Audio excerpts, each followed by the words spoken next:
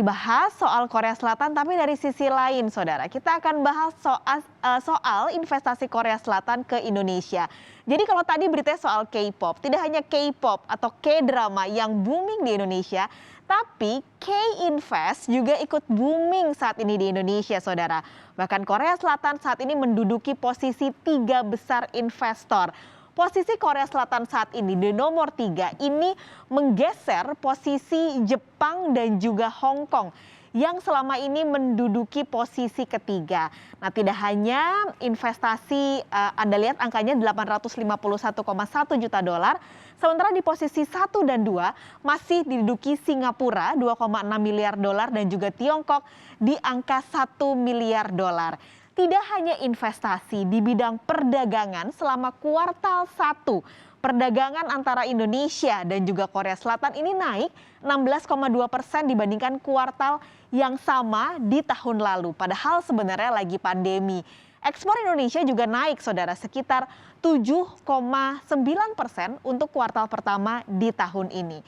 Sebenarnya kalau Anda melihat trennya, Korea Selatan tren investasinya sebenarnya kalau melihat di di tahun 2020 dan 2019 ini cukup fluktuatif, karena kalau Anda lihat angkanya yang kami dapat dari Kementerian Investasi di kuartal 3 angkanya 90 juta, lalu naik ke 431 juta, turun lagi di kuartal pertama 2020, Anda tahu lagi pandemi, dan di kuartal 2 ini meningkat menjadi 552,6 juta dolar.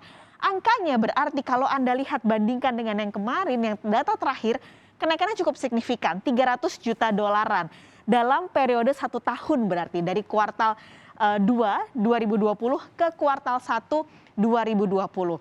Pertanyaannya, apa sebenarnya yang membuat investasi Korea Selatan ini tiba-tiba terbang bahkan menduduki posisi 3 besar, menggeser Korea dan juga Jepang.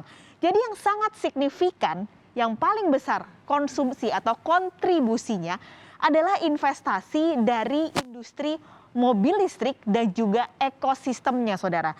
Jadi ini yang terbaru dan teranyar. Ada pabrik kaca di KIT Batang, lalu pabrik mobil Hyundai di Delta Mas, dan juga Korea SD Biosensor dan juga Sugentech. Ini kalau dilihat update-nya, bulan lalu ada peletakan batu pertama di KIT Batang. Sementara kalau pabrik mobil Hyundai di Delta Mas ini konstruksinya masih terus berlangsung, sudah masuk ke fase final dan targetnya di kuartal tahun depan, berarti kuartal pertama tahun depan akan bisa sudah beroperasi untuk pabrik mobil listrik Hyundai yang ada di Delta Mas. Dan yang ini nih, yang terakhir, untuk sektor kesehatan sudah dibicarakan antara Indonesia dan juga Korea Selatan. Ini adalah salah satunya sektor kesehatan dan juga bagaimana pabrik untuk tes COVID-19 akan dibangun di Indonesia.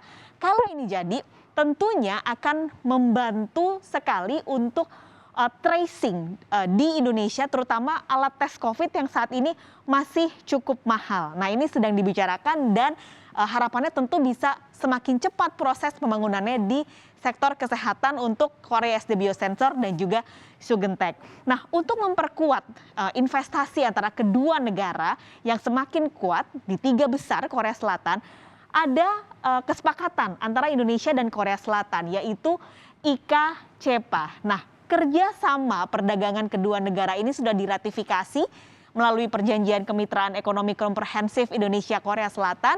Diratifikasinya pada Desember 2020, saudara, dan ini perjanjian ini Korea Selatan akan memotong 95,54% pos tarif untuk produk Indonesia yang masuk ke Korea Selatan. Sementara karena ini asasnya reciprocal, jadi makanya nanti Indonesia kalau ada barang-barang Korea Selatan yang masuk ke Indonesia akan dipotong pos tarifnya 92,06%.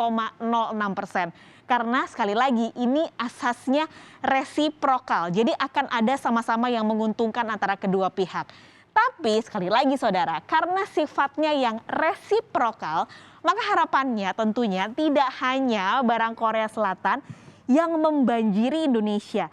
yang diserap oleh konsumen Indonesia. Tapi juga sebaliknya, barang-barang Indonesia bisa masuk ke Korea Selatan, bisa menang melalui daya saing logistiknya, lalu juga bagaimana kualitasnya bisa semakin ditingkatkan untuk bisa terserap di Korea Selatan. Karena selama ini sebenarnya barang-barang ataupun sektor yang masuk dari Indonesia ke Korea Selatan masih kebanyakan adalah komoditas barang mentah.